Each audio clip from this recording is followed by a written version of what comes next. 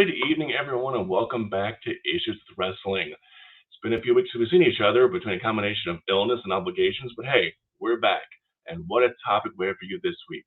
This week we're talking about wrestling's place in geek culture. Because let's face it, a lot of us are a little weird and geeky, and how do we fit into the whole grand scheme of the culture, wrestling, geekdom, all of that?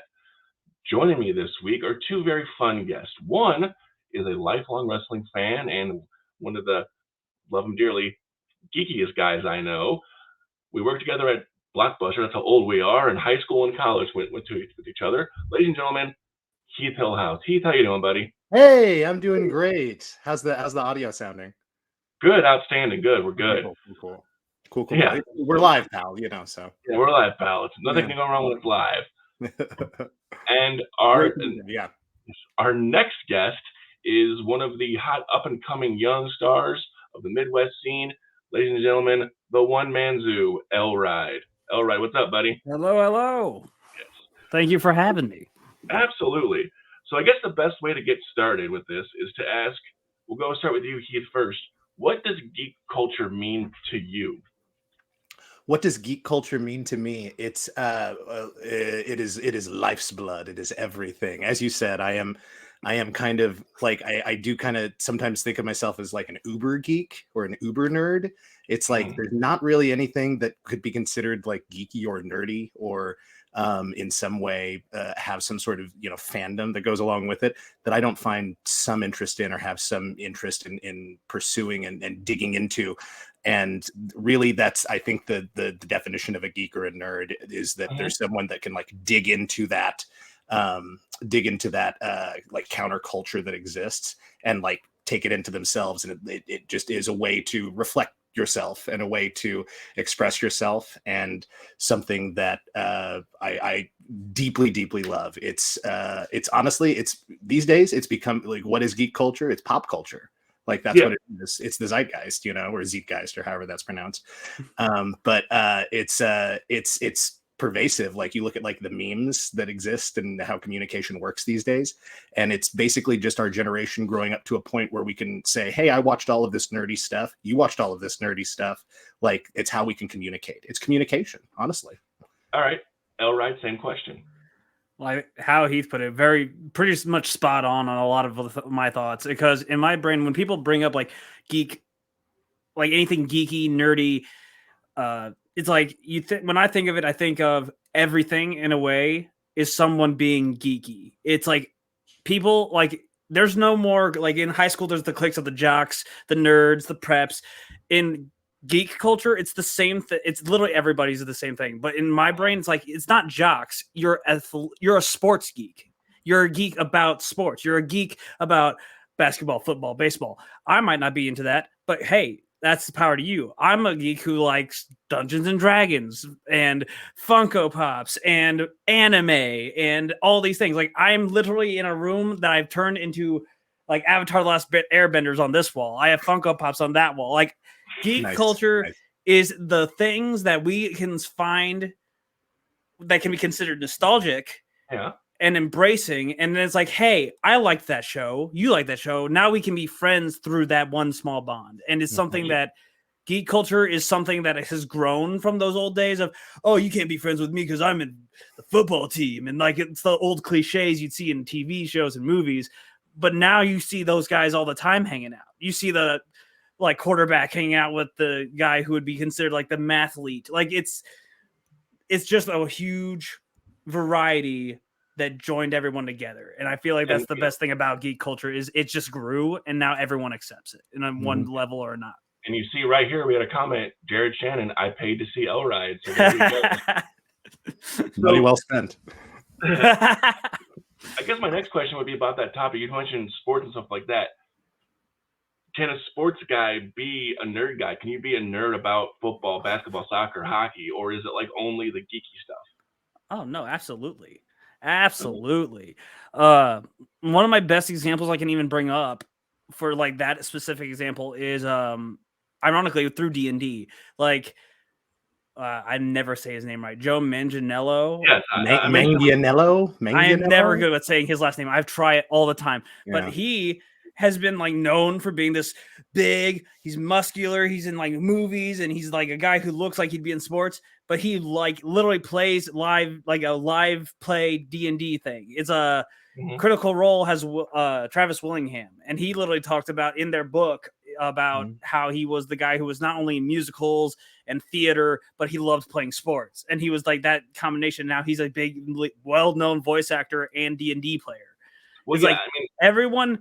Half of the time you look at in UFC, I can never remember the names of anybody in the UFC because I don't watch a lot of it. But he gets called the style bender because he's a fan of anime and like Avatar: The Last Airbender, and he does anime like poses. That right there is a athlete who embraces his geek culture.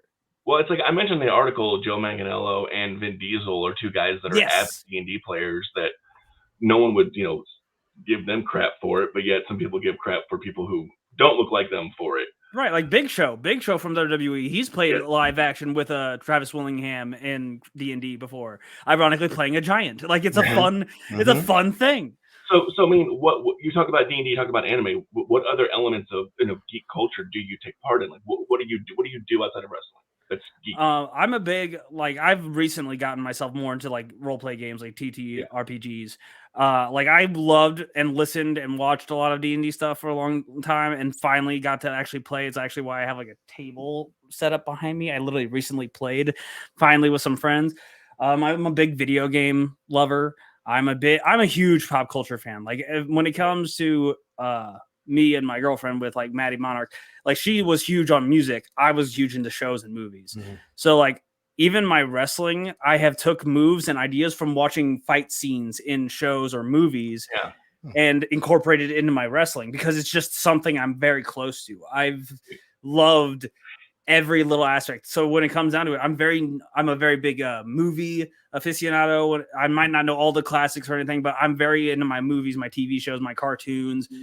I'm very much in my video games. I love everything that most people used to think was just like the lazy slacker form of geeking. I'm basically that. I love cosplaying and going to Comic-Cons. It's a great time. Yeah, I saw your cosplay from a couple weeks ago. It was spot on. Thank you. I'm going to stop you right there real quick. Of all people, Snitch, Sabermetrics, Advanced Stats, Fantasy Sports are all born out of geek culture. I'm glad they brought that up because that's what I was thinking is that, you look at fantasy leagues. I mean, that's all it is. You look at like people like, or even like how Tony Khan really wants to make AEW, or one of his things he'd said was bringing in the statistics elements to it. And that's just all like nerd stuff. Like it's all geek culture. That's what it is. It's being obsessed over something and dissecting the minutia of it down so you can enjoy it at the fullest possible level you can. True. So Heath, I know you're an actor. You've done things and I know you were an avid role-playing player when we hang out. Oh man. So are you still doing that? Is that part of your life still? Or? I mean, like it's never not a part of your life. I think I haven't been doing it a lot lately, but I mean, everything that you just listed off, it's all of that and more. And like, it's pop culture. It's what it is. It's TV shows and cartoons and music and role playing and everything that can have sort of a subdivision in a fandom. Like I'm kind of interested in it, but yeah, role playing was I was a big D&D guy. I did a lot of like White Wolf, like vampire and a werewolf, and that I ran a vampire game in college for 4.5 years that just kept going. One LARP experience I had was with you. Yeah. It's I used to go to a gaming convention called Origins in Ohio, and they did like this big like 200 person LARP every year. Oh, it was so much fun. That sounds fun. Oh man, one year it was set in the Dark Ages, and I had this character that was like a Nosferatu, which they're the vampires that are very like disfigured. So I got one of those like white face masks, like the blank face masks, and just wore it around like he was hiding his face the entire time. It was was crazy. But like, I was so inspired by that I came home and was like, I could do this. I got a house. Like, and I did. I ran a couple of LARPs, and it was so much fun. It was so much fun. So I'll ask you the next question first, Heath. Yeah. What about wrestling can attract the geek culture? I think it's built for it, honestly. And I mean, if you go back and look at, especially now, if you look at the people who are involved in wrestling, there is a geek culture that exists there. I mean, the left, upright, down, or oh my gosh, I can't remember what it's called. Oh, up, down, down. Up, down, down. Thank you. But yeah, like Breeze and Austin Creed and Adam Cole, Chugs. It's the Departy in general. Like, but it's not just that; it's like everywhere. I feel like there's a big element of the geeks themselves who are doing it and presenting a product that is relatable in that way. But I mean, like, you go back and look at like the classics of like, what is it? It's what do you say in your article? It's like an undead man fighting his brother for a demonic brother, yes. A demonic brother for control of their parents, like the power of their parents' ashes. Like, and I'm talking like heyday of like the Ministry. Like that was the Ministry was like my favorite storyline because it was like a comic book storyline, and that's what it was. And it's I've heard people say that professional wrestling is soap operas for men. And it's testosterone soap opera, yes. Yeah, and there's never thought of it that way, but it's actually pretty accurate. Oh my gosh, my wife watches like Real Housewives and that stuff, and I'll watch an episode with her and literally be like, they just pulled a heel turn. Oh, okay. So now that one's going babyface. Okay. And it's like, that's exactly what it is because it's all the same. Comic books, soap operas, professional wrestling. Like they're all these like bigger than life stories that are trying to delineate what we have in our basic existence and putting it into this like grander scale that can be accessible and understandable to more people. It harkens back, I've always said, to like Greek mythology. Like that's what they did, was try to build. Yeah, it's like they try to build the stories that we can that we don't understand and give meaning to them, and that's just what we keep doing over and over again in all these different formats. So it's like, so the second half of that question is what repels maybe some of the geek culture from wrestling. I think there's like that inherent like element of thought of jockiness, or like if you like some of the Right Honorable Undertaker's comments about how it was back in the day versus people playing video games in the locker room now. We're not all dying of drug overdoses anymore, Taker. Yeah, and you know what it is? It's gatekeeping. Like, and it's taking the thing that you know about and are keeping it for yourself, as opposed to exposing it and sharing it with the rest of the world, which is that's what geek culture is like, take this thing that you have interest in and try and get as many people to connect and talk about it. And I feel like that's what's happening a lot more. So I think that's going that way, away from that attitude. So I mean, all right. Yeah. Same two questions. What attracts, what repels geek culture from wrestling? So, from my experience, I got into wrestling literally because when I met and like really first hung out with Chris Exodus, my brother, I met him literally when we were in elementary school. Like we were in 4th, 5th grade, and he was playing with action figures, and I didn't know what they were. He goes, "Oh, these are wrestling figures," and I'm like, "What's wrestling?" Next thing you know, he's having me come over. And I'm watching Monday Night Raw for 3 years straight every Monday at his house. And it's like, and it wasn't even it's cool because they're like doing flips or they're doing big slams and they're throwing people around. And it's like, that's cool because it's like watching fighting, but it's theatric fighting. Mm-hmm. And I fell for the creative aspect. I loved seeing characters like when I first saw Rey Mysterio, I'm like, that's a superhero. Yeah, absolutely. He's a dude in a mask flying around that ring like it's nothing, fighting guys who are like 3 times his size. And that's inspiring to a guy, especially when I was younger, because I'm like, I'm small. And he's taking on guys like the Big Show and winning.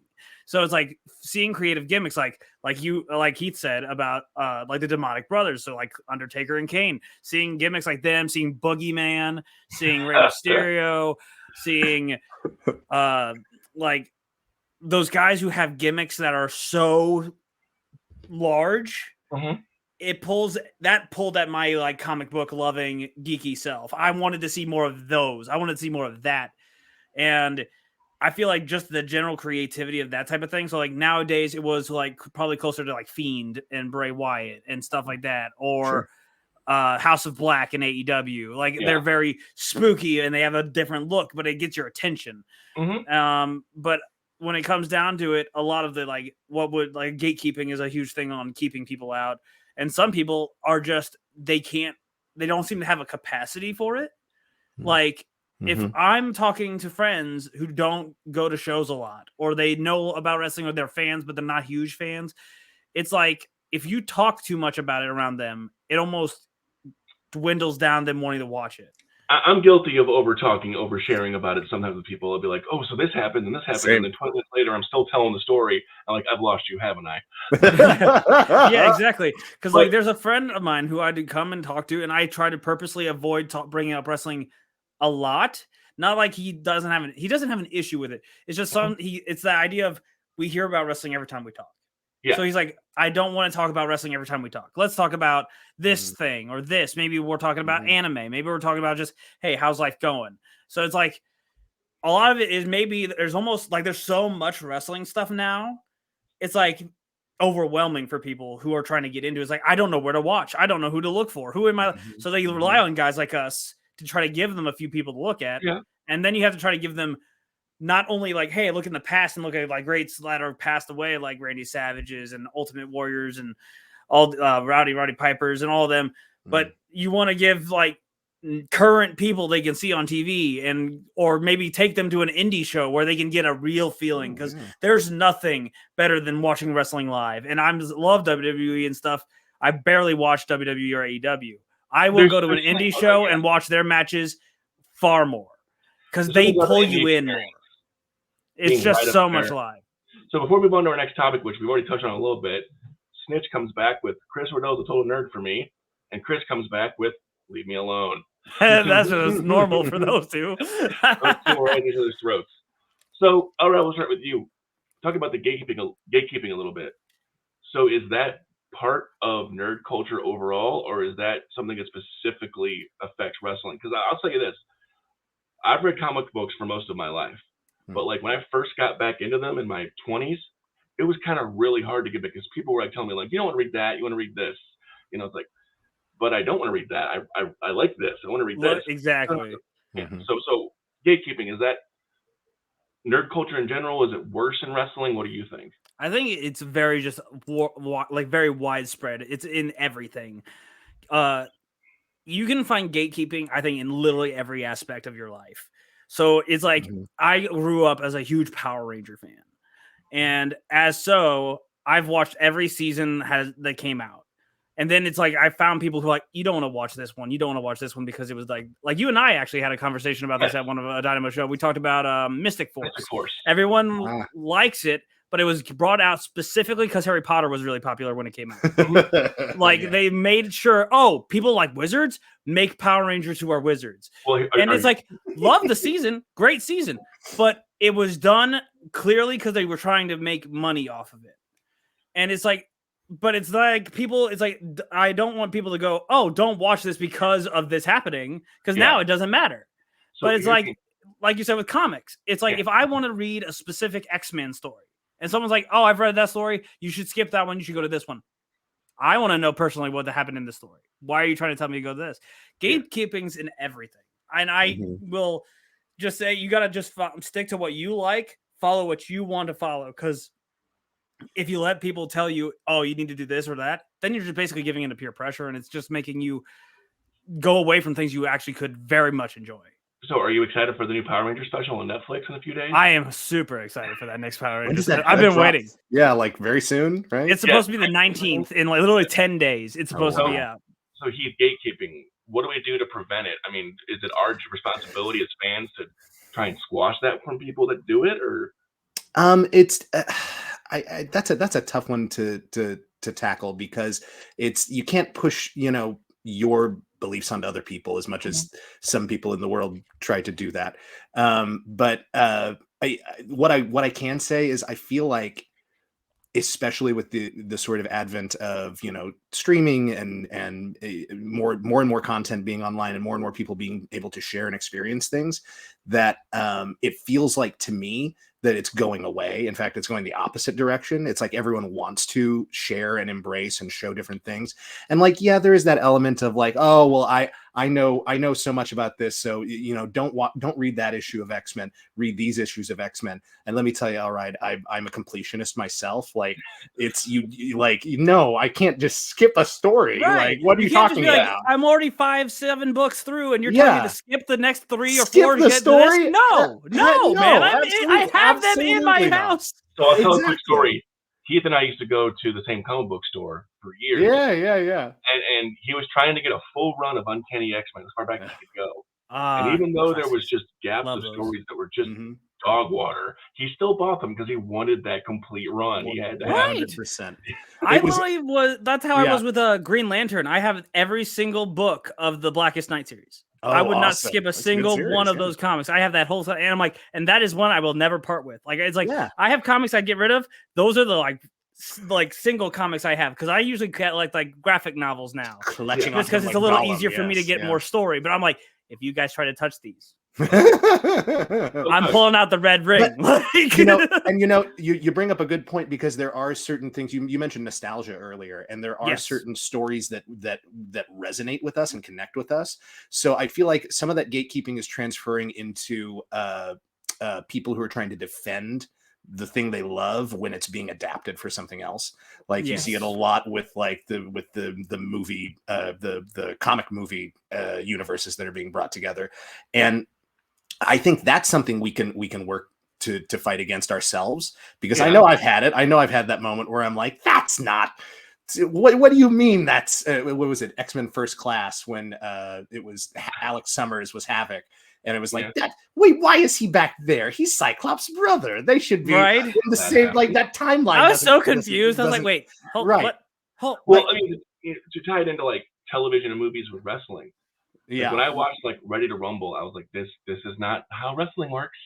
Or For sure. even like the new era show Heels on Stars with Stephen Amell. Yes. Oh I yeah. watched it, I enjoyed it, but I'm like, this really isn't accurate. But who am I? Well, It's and, because you know, if people watched what actually happened, they're not going to find the entertainment in it. Yeah. Because and- there's yeah. not really entertainment behind the scenes. Behind the scenes, Hopefully. it's because if you think about it, if I walk to you in a locker room, we're talking as we are now. We're being friends. I'm not going to go in if I'm the bad guy out there. I'm not and I argue with you during my match and then walk upstairs, and I'm just like, I'm not going to constantly fight with you. Because I'm not. Why would I fight with you if you have no control of what I'm doing outside? Like, I'm out of the ring. The bell has rung. I am not in that ring. It's not a match. You don't affect me anymore. It's kayfabe, not meta. Yeah, like... Exactly. It's like we don't have there's not an entertainment factor to people watching the true to life thing unless they find specific things to look for that they like. Like, maybe they want to see someone start drama that happens, but nobody wants that in the locker room. No, so not they at have all. to make it entertaining. Yes. In the cinematic worlds, and it's awful. If there's drama that can backstage, happen. it's bad. Yes. So I'll ask you guys this: then and now. So we'll start with Heath. Who appealed the most, you think, to geek culture, back in the day and now? Well, I mean, back in the day goes a ways back, like, 90s era Federation for me. But I mean, it's the bigger than life characters, like we've been talking about. Like, I remember the Ultimate Warrior, like the concept of just this. I mean, granted, maybe not the best human being in the world, but I will say, do not read his comic book. Do not read no. But you could see that was gatekeeping. Like, Stop it. yeah. Sorry. But no, but you see how, like, that character, the concept of that character was built for something like becoming a superhero in a comic book, how it's so easily transitioned, and that's something that he wanted to do, and so that was always the plan. I don't know, back in the day, I feel like any of the larger than life characters could be considered Taker, like Warrior. Yeah, exactly. I mean, even like someone like Hulk Hogan, it's someone that I can see the big muscular. Well, yeah, and it's like, yeah, that's the eat your vitamins and say your prayers and being a large muscular man, but he was still this pop culture like character that existed across multiple platforms. I mean, from back in the day, there's the rock and wrestling connection that kind of brought music and wrestling together. There was the cartoon that they did. Like, they existed in all of these different forms, that were even someone like Hulk, who's supposed to be this like just main pushed like number one baby face muscle guy for Vince, but even still he was like this character that became part of and ingrained, I would argue, into nerd and geek culture. So I think you could say anyone, almost anyone. It just makes me wonder why Brad Garrett was the voice of Hulk Hogan when Hulk Hogan was Hulk Hogan. Right, there's actually a Hulk Hogan. Why didn't you just try to get a hold of him? Like, was he that busy? That didn't work for him, brother.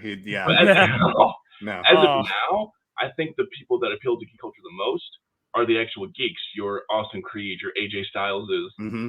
Those guys. Yeah, because now they're connecting to those people, and they made it known that they like with Up, Up, Down, Down. He makes it very clear. I'm a geek. I'm a gamer. Like we are the same people. Yep. 100%. Yeah. Yeah. And I think that's a beautiful thing that people don't have to hide that anymore. Mm-hmm. I can be all the geeky as I want to be. Do you think there was a time where they really tried to push into geek culture harder than normal? I think it was. I think Keith mentioned earlier the late stage Attitude Era with the Ministry and that kind of thing, and fighting the evil corporation, and even like Right to Censor. I think because Right to Censor. I love you, Stevie Richards. The anti-geek culture, the censorship, and all that. So I would say that late stage Attitude Era was a really big let's court the geeks type of time. All right, what do you say? I have to agree. Like Ministry of like Darkness and stuff was always like a huge thing. The Brood was a really big one because like when it came to like that last question, I was trying to think of what were guys who like first caught my attention with stuff from whether it's clips of them. Because I might not have seen them on, like I got into watching it pretty generally late. I missed the Attitude Era when I'm watching on TV and such. But like seeing clips, everyone knows like Jeff Hardy used to come out with like the paint and the rainbow haired warrior days, and I was like, So and he basically he was one who got my attention. Like if you really want to think of someone who simply like he might not have been like a top guy, but he got people in the geek culture to really like it. The Hurricane was a huge one because he's literally a superhero. His whole gimmick is I'm the Hurricane and I'm coming to fight and save the day. And it was a fun character. He was funny, but he wasn't being funny as in I'm going to crack jokes like The Rock could make. He was I'm doing my gimmick and it's just funny to people. And he was not in on the joke. He thought he was being deadly serious. Yeah, he's like, I'm a serious hero. The Hurricane's coming through. And he's like, it's like the whole him and The Rock was one of my favorite little back and forth promos. You know who could be the Scorpion King? Me, the Hurricane. And he's just like, nobody can beat the Scorpion King. I'm nobody. And then he would go to fight him in the match and whoop his ass for half of the time. Yeah. So, but yeah, the Brood was a huge one that I think it was more a huge influence on a lot because that didn't have to be a geeky like superhero lover. That was like if you liked horror movies, if you were just a person who liked classic werewolves and vampires, which everybody basically has heard of, you found them right there. It was a whole group of them. Yeah. So, I mean, when Heath and I used to work together, we used to read the magazines and everything that were in the store at Blockbuster. Right. You remember we found the memories. Yes. I know, so do I. When we found out, it was in like a picture of it. It was in some random third-party, not WWE affiliated magazine that mentioned how much WWE paid White Wolf for the name Gangrel. And it was like $700,000 in 1998. So that's a lot. You couldn't get original name; you had to use that name. But hey, cool, right? Because you're trying to appeal to the vampire players. Yeah, but like that's a good example of like how they were reaching out and just casually, kind of dipping into that that geek culture. Or like I think of like, do you guys remember the Oddities? And how Golga would like always wear like a South Park t-shirt. Yes. And it was like, oh, well, that's just a random, cartoon nerdy thing that is just like, oh, look, that's funny. I know what that is. I think that's humorous. And it was just it like wasn't even part of his character. It was just something he did. And it was just this casual, like grabbing of the geek culture and just bringing them in just a little bit more. And honestly, I think you could like, especially in the Attitude Era like that, you could see like everyone having that little fish hook that they were throwing out in some way or finding a way to kind of connect with folks. You have no idea how much it blew my mind when I found out that Golgo was Earthquake. Dude, absolutely. Yeah. Like, wait, what? Same. Yeah, absolutely. But then in my brain, these the hamster and wheel and the hamster and the wheel in my brain turned like 3 times and went, oh well, okay, that actually makes a lot of Yeah, sense. there's Now that only so many guys that big. That yeah, exactly. Sure weren't tugboat, you know. When it comes to like the other element, because like as geeks, we collect a lot of stuff, figures, Funko Pops.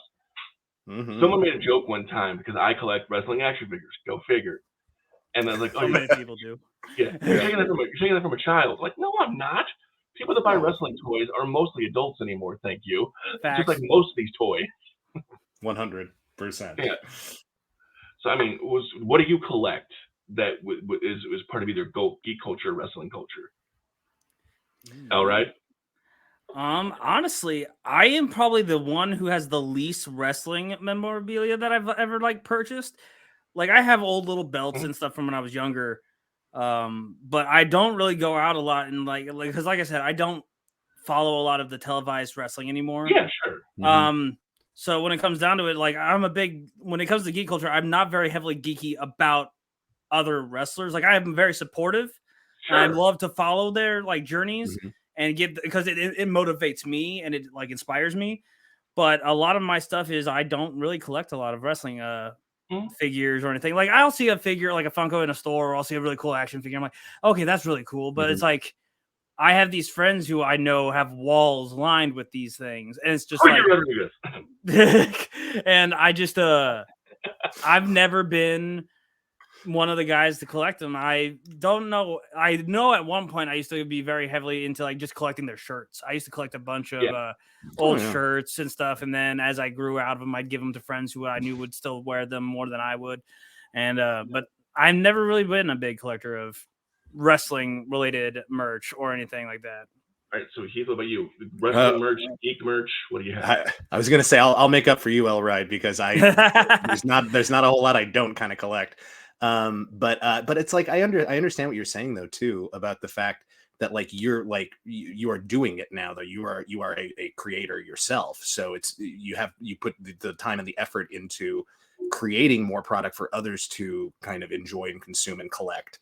And I feel like I've spent most of my life being on the other side of that, where it's like I'm the librarian, the curator that's taking in all of this information and wanting to store it somewhere, like in my brain, but also like in my room. Right. But like I've collected comic books for years and years and years. I think I've got I think it's like 15,000 comics at this point. It's like 3 walls of my office. Yeah. I've also gotten deep into Magic the Gathering. Which is so bad. Yeah, I played it when I was a kid, like back when it honestly first started, back in and like I played it for a while and then I just quit, and then recently got back into it like several years ago, actually honestly around the time I got back into professional wrestling and really following the product there. But I have a lot of Magic the Gathering cards.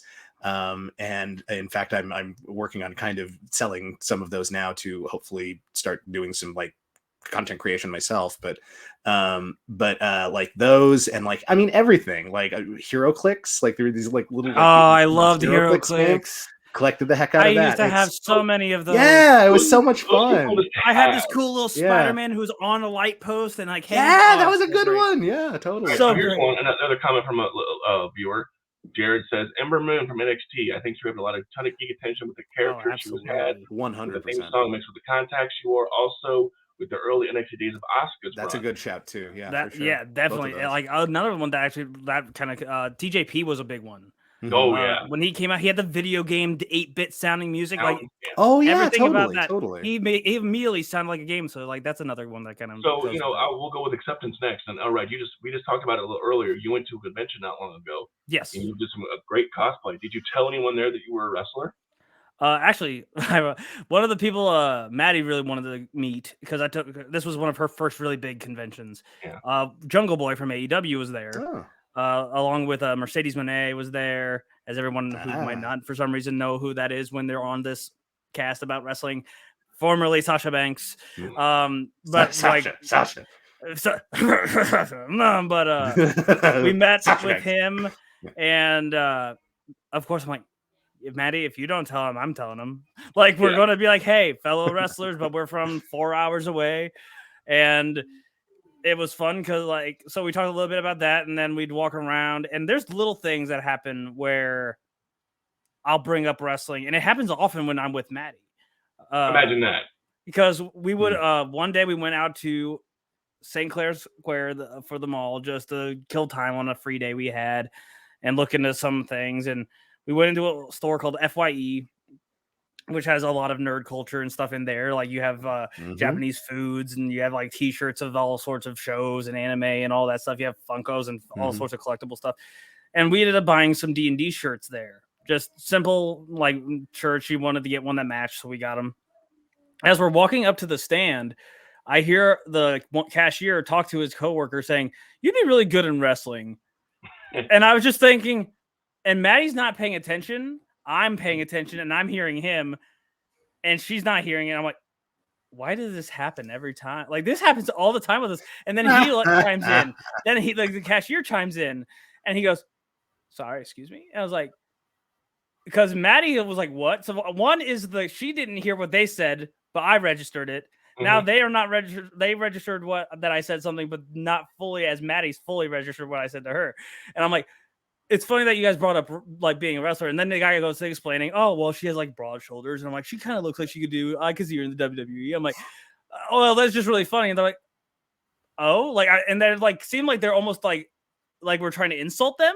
And I was like, it's funny because we're actual pro wrestlers. And they're like, "No." And I was like, "Yeah, we actually have a show coming up in like 2 weeks." And they're like, "Are you serious?" I was like, "Yeah, there's like, I can look like you should come." And then we made jokes about like, if me and Maddie tag team more, maybe we should make a D&D themed tag team.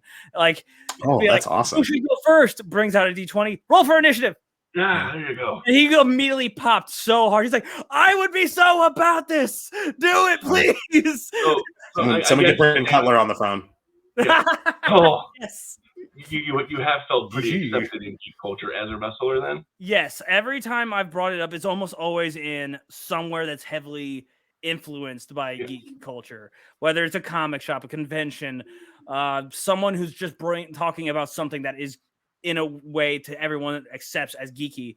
And it's like, I am like, as soon as I tell them, "Oh yeah, my gimmick is the one-man zoo," I got a lot of that influence from very geeky things. Like, one of the biggest ones was Beast Boy from Teen Titans. Is one of my favorite comic book heroes. And he literally turns into animals.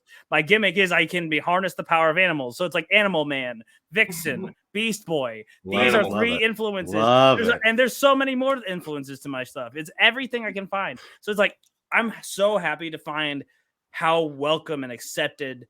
And a lot of people get more amped up about it because they're like, "I'd have to want to come watch you wrestle now because I want to see this guy who's just a nerd like we are, embracing it times 10 in a wrestling ring and beating people up or getting beat up." That's the thing, is that it's like, you when you get 2 nerds together, they can really like hyper fixate and like get it to like ramp each other up to where the point that you're just like, you're so excited. What you described earlier about like, you can't talk, you talk too much about it sometimes. That's me and my buddy who comes over when my wife is sitting there and she's like, "Guys, you got to stop talking about wrestling. You got to stop talking about wrestling." So when you talk about wrestling, do you ever do it at the gaming table or at the comic shop or any place like that, or do you kind of leave that separate? I try to interconnect all of my nerdy stuff all the time. as much as I can. Like I said, I'm watching, Real Housewives of New York with my wife and trying to use it like insider terminology for like how they're building this reality show, because it's comeback the same. Yeah, it's like, okay, now they're gonna exactly, now they're gonna do the comeback, and it's exactly, it's like, well, oh she's done, well, there's the hot tag, and now they're gonna come in and finish up the scene. But it's like, I think back to the shine. They got cut. And exactly. But I think you can see a lot of that in a lot of other different sorts of geek culture you can relate. So I try to bring it in all the time as much as I can. Yeah, Jared says we need an Elright Geek merch shirt. If we don't get one, I'm not buying a Miles shirt. Well, I guess I gotta work on that to help you out, Miles. There are my 100%. Shirts right there for the show and me. Have my own shirt, have the show shirt. So, okay, Heath, we'll ask you this next one. Mm-hmm. Would having more fantastical fantasy elements, would that attract more people, or is that ship kind of sailed? Like, can we still get a Taker or a, you know, Oz type of character? I think so personally. I really really had high hopes for the last several things that Bray Wyatt has done. Had really high hopes that could go somewhere, and it just feels like it never goes anywhere. And the thing is though, like, can we have room for that? I'm personally of the opinion that, you know, in my professional wrestling that I watch, I want different flavors. I want comedy matches, and I want serious matches, and I want technical matches, and I want different storylines that reflect those things too. So I definitely think there's room for, and in fact, I think it's kind of missing in some places, especially in AEW, like this ongoing narrative that can exist to kind of bind some things together, kind of like back in the Attitude Era. Maybe I'm remembering and being nostalgic about that a little bit, but it's like, I don't know. There's been this connective tissue that, because I'd stopped watching WWE in general, but there's been this connective tissue that's starting to come back in, especially with the Bloodline and with Sami Zayn, and it's like that underdog story coming in, and that's like not necessarily something like this fantastical or geeky or anything, but it's in the same vein. It's the same sort of ongoing storyline that you can get invested in to then appreciate the product and the stories being told in the ring even more. So I definitely think there's room for that growth. And I think, you mentioned House of Black, Elride, and I think that if they can push them and do a little bit more with that, I think there's a lot of untapped potential there. Absolutely. Like, they have so much talent in just those three. Oh my God. The look, it just works. Those three, and Julia's amazing. Looks great. And when she switched, I was like, they're taking a girl who's part of the Varsity Blondes, and dude, now she's doing really crazy, cool looking stuff with her. Her stuff on Dark has been nuts. Like, I'm like, bring her to main roster right now, because what's so weird is, like, I watch Dark, but I've had so many friends appear on Dark now. Oh, like, really? That's awesome. Yeah. It's like, oh, I've repped your match before. That's so cool. So, all right, same questions. Like, would you want to see more fancy elements, or do you think I absolutely love fantasy elements? So, like, when it came to, like, I always talked about, oh man, I would love to do something like this in a wrestling ring, because I think of my own character as very a fantasy driven character. Yeah.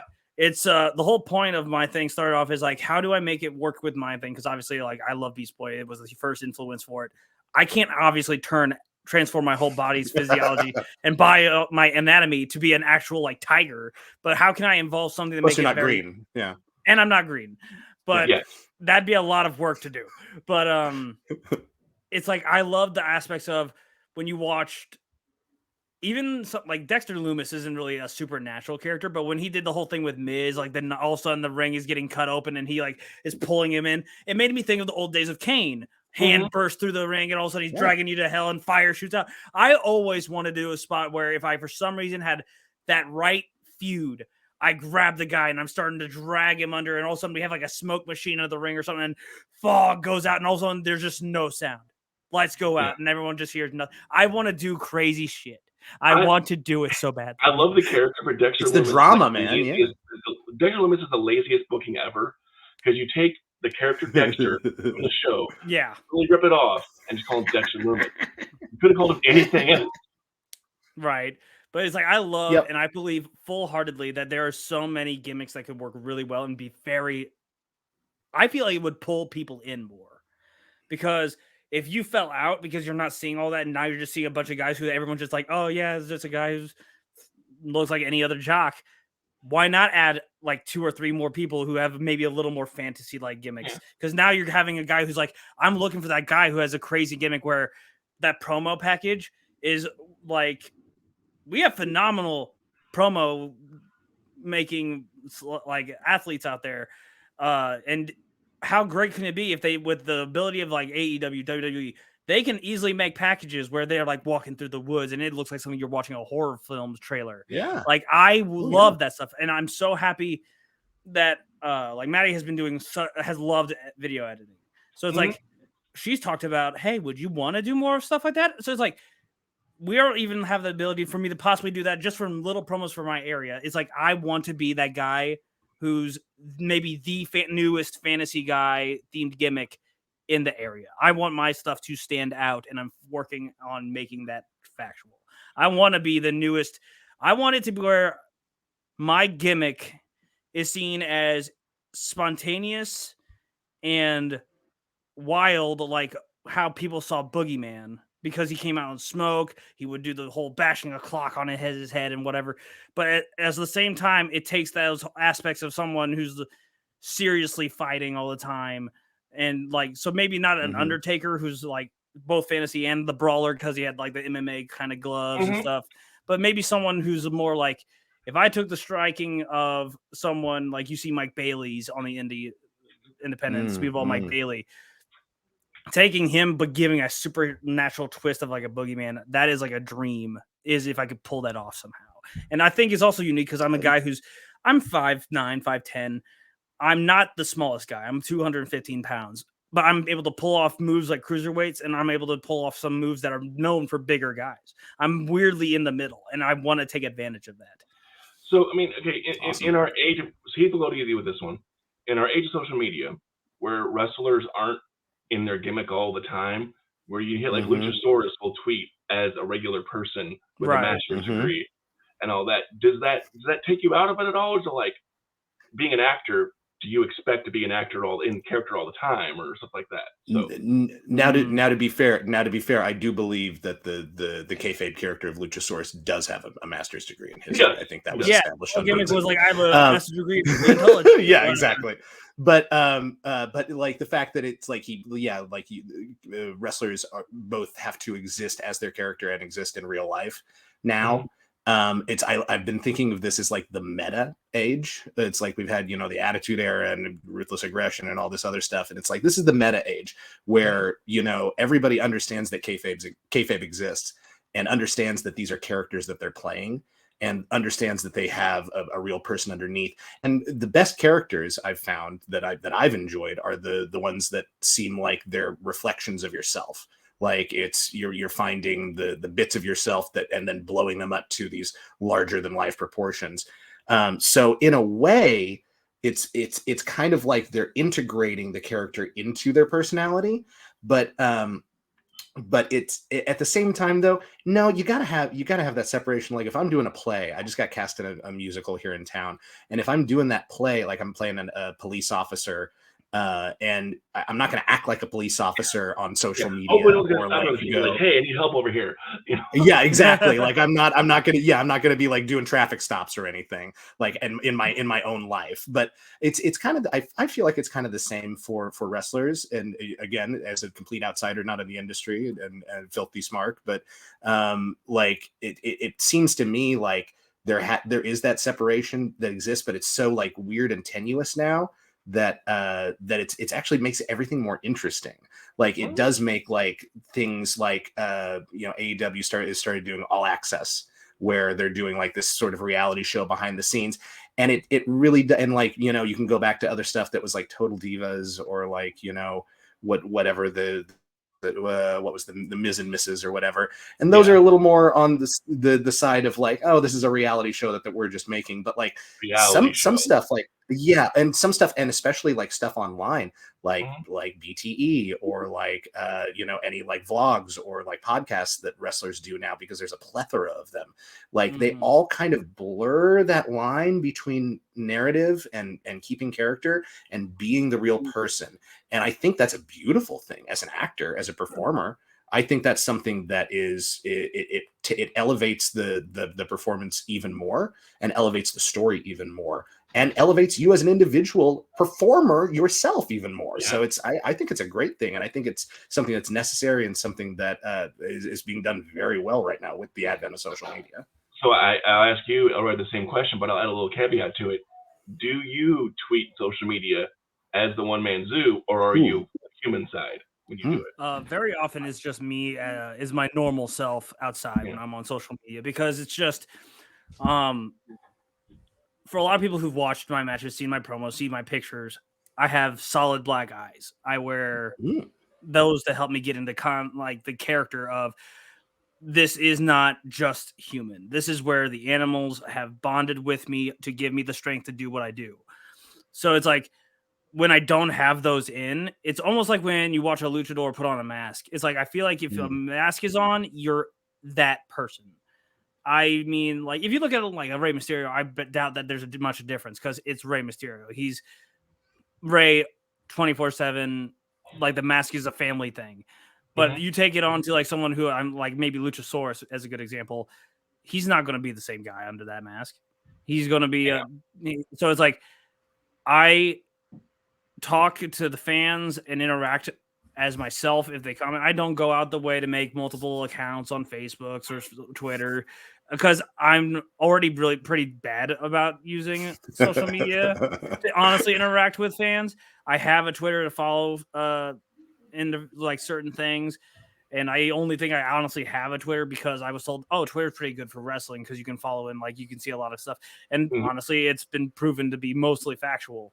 But I've had the most luck with reactions from people through my Instagram over like, and I talk, most of my interaction is through Facebook, but my Instagram is where a lot of more attention is brought to my wrestling. Because if I post, here's me at a Comic-Con for a couple times, and then suddenly they see a couple of wrestling clips, it draws people's attention. It's like, oh, they like Comic-Con? Well, now they're seeing me wrestle. Multifaceted.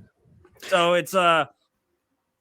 it's very much I'm just myself. And I feel like it's not, I don't think anyone should ever expect, oh, I'm going to message someone who's like, you will never message someone, and I think like a boogeyman and expect him to be like, I'm going to talk to you like I'm this mystic person from a whatever. That makes no sense on social media. In my opinion, I feel like it doesn't work. If you message Ric Flair, you're probably going to get Ric Flair. But that's because Ric Flair's Ric Flair. Ric Flair is Ric Flair. Yeah, that's who he is. And he's been doing it so long, he's stuck in that name. He's so old, he is stuck there. There is no going past that abyss. He is banished to the Shadow Realm. That is the universe. And that is it. so he the little bones on L right here, he wrestles essentially barefoot. I do. Oh, you madman! You madman! Yeah. I trained in martial arts for a long time. Okay, yeah, so well, but do you see yourself putting boots on 5 years down the road? It honestly depends on how. If my body decides to break down sooner, I was gonna say how many broken toes? Yeah. Well, because like the worst thing that normally happens is like occasionally I go for something and I end up like maybe tripping a little bit to where like my toes roll or my ankle can like I wear braces that help with support for my ankles or anything, but it's like the most times the worst I get is maybe very very rarely actually have I had anyone step on my foot like by genuinely like doing it and accidentally hurting me. Or they go for it. Like very rarely people even remember because they're so accustomed to wrestling guys in boots. They don't think to stomp on my feet when I'm literally barefoot all the time. I mean, I've done your matches where there was a planned spot where someone stepped on your feet. Exactly. But there's very rarely someone ever actually, it's like, because of me doing it barefoot, I feel like I naturally have more awareness. So I'm a little more aware of where my feet are. Otherwise I'm getting like canvas burn because I rubbed my foot in a quick reaction and I have like that on my big toe from this last weekend. Literally last night, I got a small bit of it on my big toe because I got hit and slid my foot across the canvas. I think Jared's a big fan because he says that L-Right's kicks are more dangerous than most. I do not wear kick pads, so if someone gets hit by me, that's straight shin. So when it comes down to it, I will never say I won't. I don't think I'll ever deny that I might switch to wearing them if I get farther. But I think currently I'm very confident because there's only the top people I can think of who wrestle barefoot now that I know of is, again, Speedball Mike Bailey, who wears kick pads and no shoes or socks underneath. The Samoan. A lot of the classic Samoans like Solo Sokoa is one. Yeah. Delirious. Yeah. Oh, what's her face? Roddy Strong's wife. Shafir. Yeah. She wrestles barefoot. And of course, there's Kevin Von Erich, legendarily. So it's like there's all these iconic ones, but nowadays the main ones I can think of that I see a lot are usually like the biggest one that most people will know is probably Solo if they watch TV. But like Delirious, I got to be on a show with Delirious, which was awesome, and got to talk to him. And I literally was like, it's so great to finally meet someone in person who wrestles barefoot and knows. And I asked him a couple of tips, like, is there a way I can make this work? Because like, you don't think of him a lot with barefoot because he has these long pants gear. So like they're long and baggy and they cover his feet when he's just walking around. But I wear like biker shorts or trunks, and you see very clearly I'm not wearing anything but my knee pads, ankle braces, the shorts, and that's it. I don't have that. I go very risky to that, and a lot of people who are mentors who help teach me literally look at me like Ricky Cruz is one of my like favorite mentors, and he always looks at me like, look, I've done a lot of like fighting and stuff, but I could never do that. I could not do it. I told Jungle Boy. Jungle Boy at the con. Was told I had a similar gimmick to him, and I told him what my gimmick was. Like, wait, do you not wear shoes? I'm like, no, I wrestle barefoot. He goes, I don't know about that. I don't know. It's like I take a lot of pride in like, okay, I can do some things that even other the big names, which I'm like, everyone could do this. In all honesty, people can. They don't want to. No, and let me tell you, I have some real respect for that as an actor, because I did a role a couple of years ago where I was the creature in Frankenstein, Nick Fury's Frankenstein, and I did that entire show barefoot, and it was I remember one night in particular, there was this moment where I kind of tumbled and like caught my foot on one of the set pieces and just it like tore open. It was just bleeding through the whole night. And bleeding the hard way, and I don't beg in this show. But it's like when you're in, like, if that's what the part needs and that's what you have to do, you train for it, you work for it, and that's what I did. You callus up those feet, and it's a very difficult thing to do. So I have much respect for you. And it for took a those long time to build up the tolerance. I can only imagine. Another Heath and I story. We went adult trick or treating. We were both in college in the town that we lived in. And he was a hobbit that year and walked around this major city barefoot. I'm like, you're crazy. You're nuts. Mondo Hill House. That was me. I was the world's biggest hobbit. Yeah. I love that. Mm-hmm. Okay, so he's back on track with the wrestling stuff. Right. So do you think that the more realistic approach wrestling's had in the past 5-10 years has hurt its connection with geek culture at all? Well, has it hurt it? Is that what you ask? Because Bray Wyatt's really only fantastical character I can think of in WWE anyway. Yeah, maybe Finn Balor. Finn Balor has a little bit with his demon when he does the demon stuff, but otherwise, if it's regular weekly, he's not really that. Yeah. Well, but it's that's there doesn't need to be the demon for sure, but and I'm sure we could think of a few more, but it's like there. The thing is, like, the presumption that geek culture or nerd culture has to have some sort of fantastical or sci-fi or out there element. I don't think it necessarily does. It's finding things that are interesting and finding things that you enjoy. And, some of that is very much so like wizards and dragons and everything else in between. And sometimes I cast fireball. Yes, exactly. But I mean, like, at its core, what all of that is finding like the reason that we love that stuff is because we identify with those characters and with that story. And as long as any sort of narrative, whether it's wrestling or other television or reality TV or whatever it is, like, it can connect with people. And I don't think that's necessarily something that turns geek culture away. Like, again, I think it's more that the people who are doing those performances are themselves kind of geeks, that like it's opened up those doors to let everybody in, and where like wrestling has become like this very the more and more people I talk to, I'm like, oh, you watch wrestling too? Oh, cool. I thought that was just me. Like, and it's becoming a more and more acceptable, like wide ranging thing. So I don't know. I don't think that it really has like turned off the geek culture. I think in fact if anything, it's kind of welcoming it in a little bit more. So I think that there's room for that growth to happen for sure. I have to kind of agree with that. I have to agree with that. Okay. So, I mean, do you think that because now the parent company UFC owns WWE, should we be worried that we're going to lose some of that more storyline-driven fantasticalness? Someone showed me a picture of Dana White sitting with Donald Trump and Kid Rock and somebody else, and that was equally on level with those three, and kind of made me go, Is that something to worry about? I don't know, man. Maybe you have a little more input into that, Elride, but I don't have a lot of insider knowledge on stuff like I'm that. very vague when it comes to that type of thing. Like my brain just when it came to like any of the deals that's been made with like WWE, when like there was the rumors of like they're signing away to Saudi Arabia.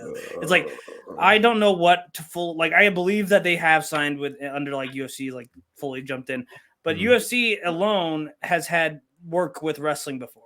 Yeah, Brock Like Lesnar. Brock Lesnar was in UFC, Shamrock. Batista was in UFC, and they came back to wrestling. Ronda Rousey literally was one of the biggest, baddest women in UFC for a while, and now she's in WWE. But then you look at oh no, we lost one. He'll be back. Continue. But in AEW, there was a group of like UFC people. I can't remember. It was like when there was like I can't remember the full story. It was a long time ago when this happened. But there was like a girl and a couple of guys coming in with them, and they were all fighting. And it was like they have these random UFC people, and I'm like, I don't know anything about them, but they're like throwing hits that you can tell are like they look like UFC, but they are also hitting like wrestling. So it's like it's very much 50-50 in my head on if it's going to truly affect anything. Or if it's going to just be like, oh, we're going to just basically back you and maybe give you some ideas of ours and maybe you can fuse them into your stuff already. But I don't really know how it's going to go. I'm kind of open-minded to how that might go. And Jared agrees. I think both sides of the companies are smart enough to know where their bread is buttered, so they're not going to alienate their audience. Yes. I think they would both be smart enough to keep it separate. I hope Except so. for maybe the occasional crossover where like maybe Brock has a UFC fight or even Matt Riddle or somebody like that has a history. Right. But speaking of that, here's Madison. Hey, I'm sorry I'm late. Hey. There's the girl. Hey, and congratulations to the young lady, the new MMWA Women's Champion. So congratulations to her. Big movement for her. So, okay, so I guess the last thing I want to talk about, the last question I have is, if we did get the more fantastic, if there was more Bray Wyatts out there, would the fans of today accept Undertaker's, Kane's, Bray Wyatt's, all those things as much as they did before? Elride.